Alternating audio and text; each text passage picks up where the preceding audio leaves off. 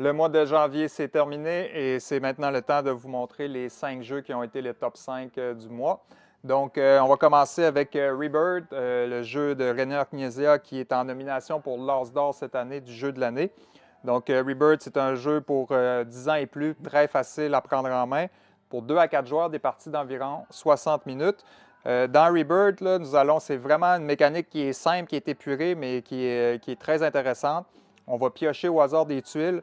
Selon ce qu'on a, on va les placer et on va créer des combos de points, placer des châteaux, des cathédrales qui vont nous donner des cartes objectifs.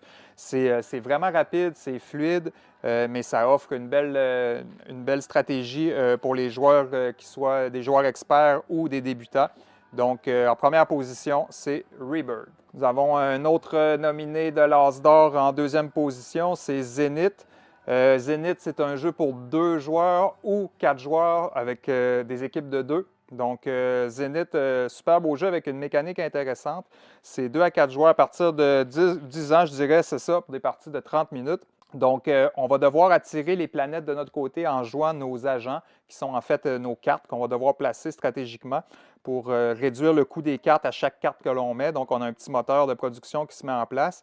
On a des technologies qu'on va pouvoir utiliser. Mais c'est un peu comme un souk à la corde. Donc, on tire la planète, mon adversaire la tire vers lui, mais on va essayer d'en amener 3 identiques, 4 ou 5 planètes pour l'emporter.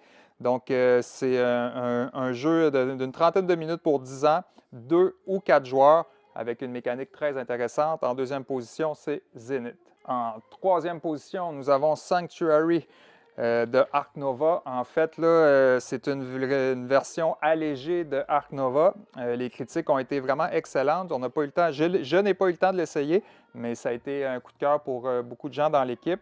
C'est 12 ans et plus, donc niveau intermédiaire, 1 à 5 joueurs pour des parties d'environ 20-25 minutes par joueur. Donc, dans Sanctuary, là, on va gérer un zoo. Donc, on va devoir placer nos tuiles de façon stratégique. Ceux qui connaissent Ark Nova l'ont apprécié. C'est comme si on a épuré Ark Nova, qui est un jeu assez costaud avec des longues parties, pour en garder ce qui a fait son succès. Donc, Sanctuary en troisième position. En quatrième position, nous avons Emblème. Emblème, c'est un petit jeu de cartes là, à partir de 10 ans pour 3 à 5 joueurs, des parties assez courtes d'une vingtaine de minutes.